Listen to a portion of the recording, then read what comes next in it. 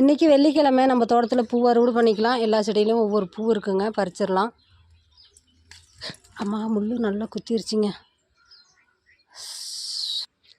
கொஞ்சம் அசால்ட்டாக இருந்தால் நறுக்குன்னு குத்திடுதுங்க. சங்குப்பூ அறுவடை பண்ணிக்கலாம். அப்புறம் இன்றைக்கி நம்ம மாடியுமே எல்லாம் கூட்டி அந்த இலத்தில் வர்றது எல்லாமே கொஞ்சம் கொஞ்சம் எல்லா செடிகளுக்கும் கொடுக்கலாம்.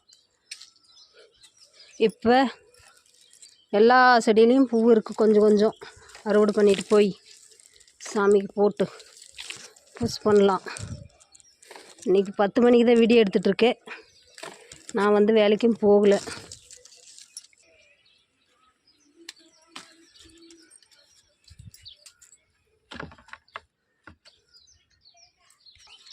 அந்த பழுத்த இலை ஃபுல்லுமே கொட்டிட்டாங்க.